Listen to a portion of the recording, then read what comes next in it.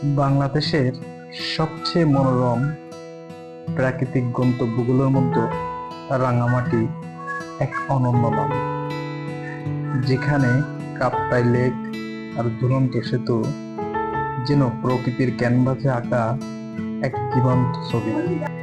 তো সাজেক থেকে রাঙামাটি কিভাবে যাব ডিটেলস দেখাচ্ছি আমরা। তো সাজেক থেকে আমরা মোটামুটি বিদায় নিলাম।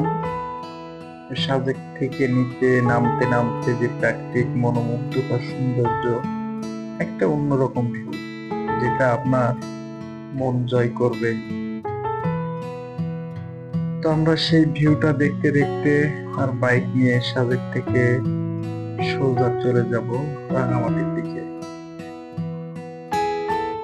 এর ভিতরে সাজেক থেকে আপনি নামতে নামতে আপনার চোখের সামনে যে ভিউ গুলো দেখতে পাবেন, অসাধারণ মুহূর্ত, যেটা আপনার মনের খোরাকটা মেটাবে।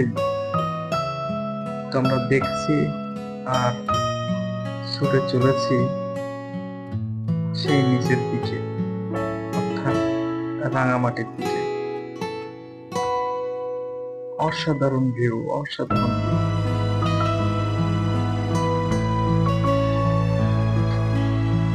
তো আমরা বলে রাখি, আমরা যখন রাঙামাটির দিকে যাব, তো আমরা সাজেক থেকে নেমে খাগড়াছড়ি হয়ে মহলছড়ি এবং নুনিয়ারচর, অর্থাৎ মহলছড়ি খাগড়াছড়ি জেলার ভিতরে এবং নুনিয়ারচর কিন্তু রাঙামাটি জেলার ভিতরে। তো যাওয়ার অনেক ওয়ে আছে, তারপর এই রোডটা অনেক সুন্দর এবং পাহাড়ি রোড, যেখান দিয়ে প্রায় 60-65 কিলো রোড। তো এই রোড দিয়ে কিন্তু আমরা যাবো। তো সাজেকে মোটামুটি আমাদের যা দেখার ছিল সব দেখে নিচে নামার সময় অসম্ভব নৈসর্গিক সেই সৌন্দর্য উপভোগ করছি আর সামনের দিকে এগিয়ে চলেছি।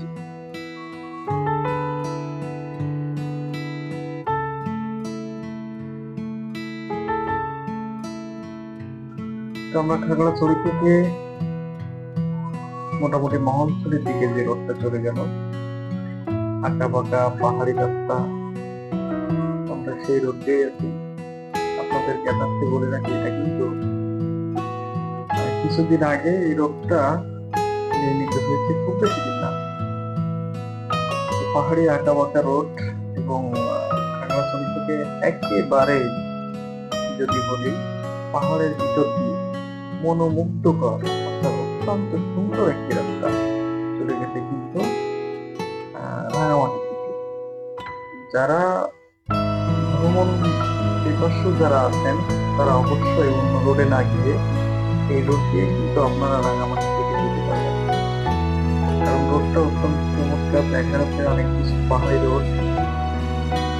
এখানকার একটা বিশেষত্ব হচ্ছে, এখানে কিন্তু প্রচুর পরিমাণ আনারস উৎপন্ন হয় এবং আপনারা এই রোড দিয়ে যাওয়ার সময় দেখবেন বাংলাদেশের যত আনারস পাহাড়ি অঞ্চল থেকে যায়, তার ভিতরে 80% আনারস কিন্তু এইখান থেকে, অর্থাৎ এই রাঙামাটির এই এলাকা থেকে, ননিয়ারচর মহলছড়ি এই এলাকার পাহাড়ি এলাকা থেকে আনারস, অত্যন্ত সুস্বাদু আনারস কিন্তু এখান থেকে যায়।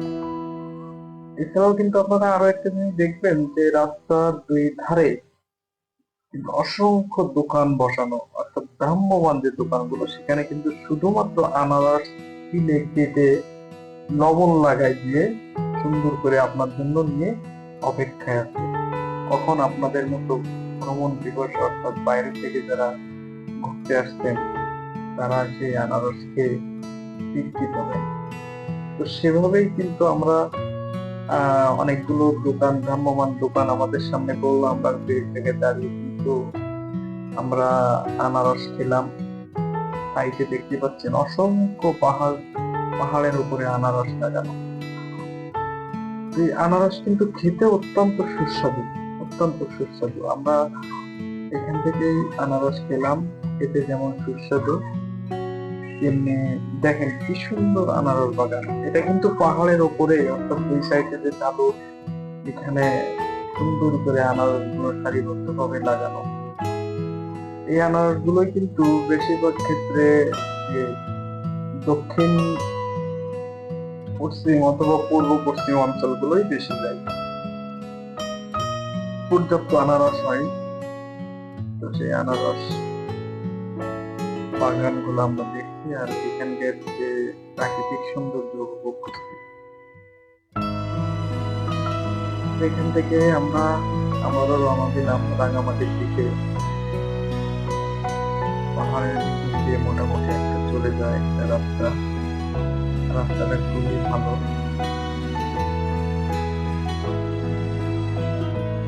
এবং এই এলাকায় বসবাস করে কিন্তু বিভিন্ন উপজাতি, যাদের সাথে কথা বললে, যাদের সাথে যারা তাদের সাথে কথা বলে কিন্তু আপনি সময় পার করতে পারবেন এবং তারা কিন্তু অত্যন্ত মন মানসিকতা ভালো।